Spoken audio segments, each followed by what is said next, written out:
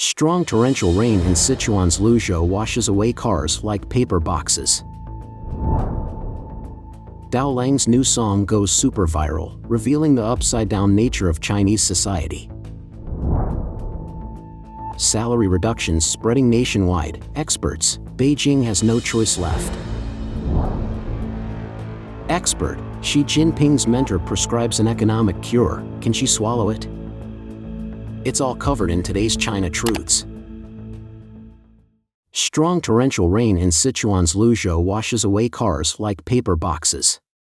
On July 27, heavy rainfall and floods struck Luzhou, Sichuan, and locals shared videos on social media showing numerous cars unable to escape the rapid water currents, being swept away like paper boxes. In the videos, some cars were still illuminated by their headlights, with the lights swirling along with the rushing water. Small cars drifted through the streets, encountering obstacles that blocked their path. As more water came from behind, the small cars stacked on top of each other and formed small hills once the water receded. Even large trucks were pushed back by the flood within a few seconds, then flipped over and submerged in the water. After the flood, the entire city was in chaos. Residents of Guilin County in Luzhou expressed on Weibo that they had never seen such heavy rainfall before. Notably, there has been no report from the official media on the flood disaster in Luzhou, nor has there been any information regarding the number of casualties. Instead, the news has been flooded with reports about the preparation for the 31st Summer World University Games in Sichuan Province. On social media, the few reports about the strong torrential rain in Luzhou have mostly disabled comments. Occasionally, some netizens express their dissatisfaction, and there are even those who question why such a significant flood event did not trend on Weibo. Dao Lang's new song goes super viral, revealing the upside-down nature of Chinese society. That donkey is a chicken, that chicken is a donkey. That chicken is a donkey, that donkey is a chicken. That horsekeeper is also a bird, it's a fundamental problem of us humans. This song has gone incredibly viral on Chinese social media recently. It's written by Dao Lang, a musician who had been relatively quiet for many years but has suddenly risen to the top of the trending charts with his new song, Luosha Haisher, which is inspired by the novel Luosha Haisher written by the Qing dynasty author Pu Songling. In it, he mentions two different places, Luocha and Haisher. One is the real Luocha country, where everything beauty, ugliness, goodness, and evil is all upside down. The other is the relatively ideal Haisher, where people have normal values and standards of right and wrong, good and evil, beauty and ugliness. In Dao Lang's lyrics, the first line starts with the Luocha country stretches 26,000 miles to the east, subtly referring to China. However, he gives the song the title Luocha Haisher, and the metaphor behind it is self-evident. Dao Lang maintains the original essence of absurdity and satire to criticize and reflect on society, such as that horsekeeper doesn't know it's a donkey, and that bird doesn't know it's a chicken, and the officer always pretends to be elegant, and it has always been true that officials love reputation since ancient times. Additionally, another song in the album, titled Upside Down Song, is even more direct with phrases like the sunlight can't illuminate the ghosts at night, and the livestock can't comprehend the essence of the human world, and flies specifically sting seamless eggs, and when they contemplate, they pluck a wild chrysanthemum flower. Hong Kong media outlet Hong Kong 01 stated that this song reveals a critical aspect of society because we are facing a constantly upside down and ugly as beautiful world. The article cited the example of the collapse of the Qiqihar Sports Hall, where the parents of the deceased students, who should have been the first to receive rescue information and maximum comfort, were instead turned into targets of stability maintenance by the local government. The local government, which should have prioritized putting the people first, disappeared from the scene after the incident and upside down the situation into a politically correct news release. Similarly, there are even more upside-down incidents, such as the duck mistaken for a mouse incident in Jiangxi. During the COVID-19 epidemic, various absurdities repeatedly shattered people's common sense and psychological bottom line. According to Professor Tang Jingyuan, Dao Lang's song is a sharp and satirical critique of the entire Chinese society. The entire mainland China society, as implied in his lyrics, has turned into an upside-down cesspool of flattery and hypocrisy, with those in high positions mostly being of the same ilk. The whole society is experiencing a distortion of beauty and ugliness, good and evil, in an extremely absurd environment. On the other hand, it is believed that the popularity of this song reflects the Chinese people's anger towards the CCP regime reaching an unprecedented level, but they feel helpless and seek various channels to express and vent. This is similar to the situation before the disintegration of the Soviet Union. Before the disintegration of the Soviet Union, the most prominent thing was that kind of satirical political jokes, which actually used a very strong form of folk literature to express their anger because there were no other channels. Foreign investors leaving China, salary reductions spreading nationwide, experts, Beijing has no choice left. The severe economic downturn has caused a wave of salary reductions all over China. In mid-July, the topic of #Guangdong Civil Servants Collective 25% pay cut hashtag trended on social media. KXIN.com reported on June 29 that civil servants in Guangdong, Zhejiang, Jiangsu, and other provinces have had their salaries reduced and various self-imposed incentive subsidies cancelled. An estimated senior-level official from Longhua District in Shenzhen said that their income will be reduced by over 20%. In the past, including various bonuses and subsidies, their annual salary could reach around 370,000 Chinese yuan, approximately $51,701. A deputy-level official in the southern region of Jiangsu experienced a salary reduction of approximately 25%, resulting in a decrease of about 100,000 yuan, nearly $14,000, in take-home pay. A senior-level official in Zhejiang told Caixin Network, the more developed the economy of a region, the more severe the pay cuts. Inland regions were not significantly affected this time. Following civil servants, there have been reports of significant salary cuts for teachers in various regions of China. In Shenzhen and the Yantai Development Zone in Shandong, the salary reductions have reached 30%.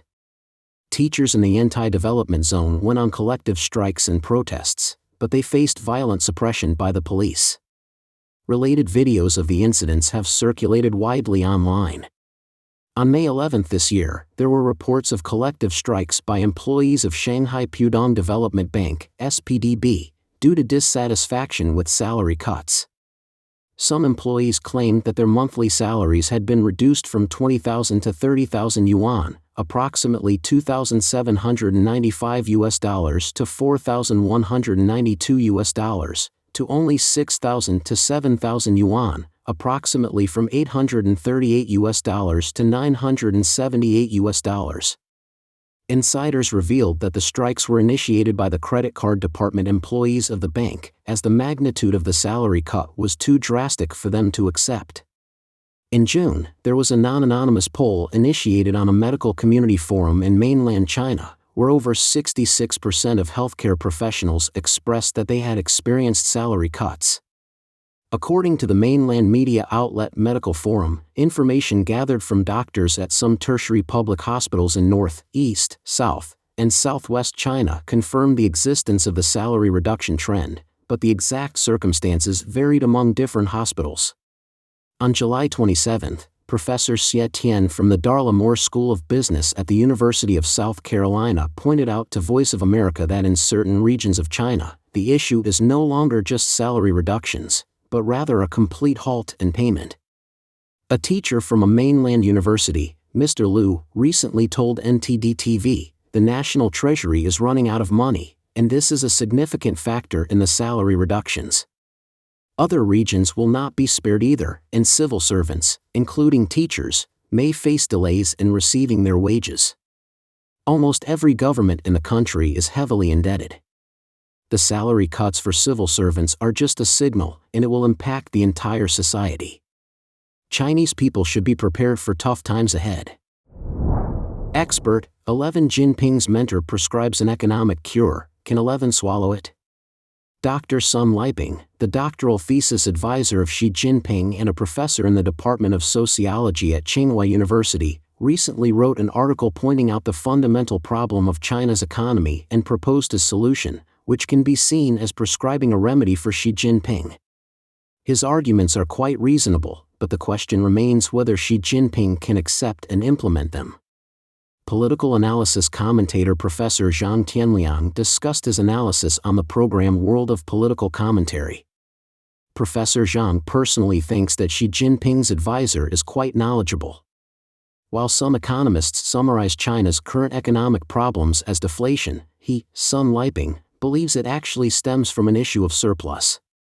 However, the surplus in China is unique, being a combination of relative and absolute surpluses. What does relative surplus mean? It refers to a surplus relative to people's purchasing power. In other words, it's not that there is an excess of products being produced, but rather that people cannot afford the things produced. Sun Liping gave an example. For instance, we have an excess of durable consumer goods, such as televisions, appliances, or cars, but there are some people who cannot afford them, and they even struggle with basic necessities. Although they may have some savings in the bank, they dare not spend them. It's not that there are so many things that people cannot consume them all, but rather there are some who want to consume, but cannot afford to do so. There is also an absolute surplus, which is different from the absolute surpluses seen in many economic crises before. Since China is the world's largest production factory, it produces goods for the whole world. However, many countries in the world are currently facing economic difficulties and do not need these products. So when your factory produces goods, others cannot absorb them, which is the first point. A more serious problem is the restructuring of the industrial chain, which leads many countries to start producing the same goods. As a result, the international community buys from other countries instead of from you, causing the things you previously invested in, or the factories you built, or the capacity you possess, to produce goods that others do not want. Just like running a restaurant, you cook dishes for the customers, but if the customers do not come, how much can your family eat? So relying solely on internal circulation cannot solve these problems. So what kind of medicine does Sun Liping prescribe? He said that historical experiences from other countries have shown that when facing the transition from a period of scarcity to a period of surplus, so-called quick-fix stimulus measures are not effective, and forced stimulation may have unintended consequences. In simple terms, it's like trying to save the economy by pumping money into it, giving out a large amount of money, but if you want the factory to continue hiring people and producing, it won't work because the factory is already in a state of surplus. It produces goods that it cannot sell, so the factory won't borrow money or continue production. So Sun Liping's first prescription is, create a friendly international environment and try to preserve external markets as much as possible. This is a very important step. However, creating a very friendly external environment is also difficult to achieve in Xi Jinping's view. Central News Agency today quoted Hong Kong media reports that the Chinese People's Political Consultative Conference, CPPCC, held a routine meeting on July 17 to discuss China's current economic issues. We know that the chairman of the CPPCC is Wang Huning, so he presided over this meeting. Wang said in the meeting, "Unify our thinking and actions with the central leadership's analysis and judgment of the economic situation and its decision-making arrangements for economic work, and promote the sustained and healthy development of the economy with greater confidence." The latter part of the sentence is just nonsense, the key is the front. It's completely absurd to say unify our thinking with the central leadership's analysis and judgment of the economic situation. Is the economic situation good or bad based solely on the central leadership's judgment? If I have a different view, does it mean I have to align my thinking with theirs? So what Wang Huning is saying is that the CCP says the economic situation is a certain way, and we, the CPPCC members, must say the same. If the CCP says this is how the economy should be managed, then we must follow suit. The reason why the CCP's economy has reached such a bad state today is precisely because Xi Jinping prioritizes political security over economic development. That's why he smashed internet companies under the pretext of data collection threatening national security. He destroyed the education and training industry because it produced people with independent thoughts who might question the Communist Party. Even some businesses that engage in live streaming and gaming, with their big data and the concept of lying flat, he questioned, "Why aren't you working hard for me?" But who is behind all of this? Whose ideas are guiding Xi Jinping's actions? This is Wang Huning, who now became the chairman of the CPPCC, and came forward to continue meddling with the economy, trying to control economic development through ideological means. How can China's economy thrive like this? Sun Liping's second prescription is to use exports as a way to digest the excess capacity in China. Professor Zhang believes Xi Jinping is not unaware of this approach either. In recent days, with Henry Kissinger's visit to China, we saw Xi Jinping's attitude. One would think that a has-been politician like Kissinger, who lacks current real power and political influence, would not be given much attention. But Xi Jinping personally received Kissinger and showed even more enthusiasm than when he met with Antony Blinken and Janet Yellen. What does it mean? According to Professor Zhang, in fact, the reason is quite simple. Xi Jinping knows that without Henry Kissinger's visit to China back then, there wouldn't have been the 40-year economic boom between China and the US. And Xi Jinping doesn't want to ruin this kind of relationship between China and the US. However, Xi Jinping finds himself in a difficult position. He can't achieve his goals through direct contact with current US officials like Antony Blinken and Janet Yellen, so he can only convey his messages through Kissinger. He understands the importance of maintaining a good relationship with the US, but he is also constrained in his actions, which is why he turned to Kissinger. In other words, Xi Jinping is still thankful to Kissinger for opening the door to China-US interactions, which means he doesn't want to damage China-US relations. But wishes are one thing, and the reality of implementation is another issue altogether. Don't forget to comment in the section below to share your opinions on today's topic with us. Make sure to like and subscribe to see more interesting topics from China Truths.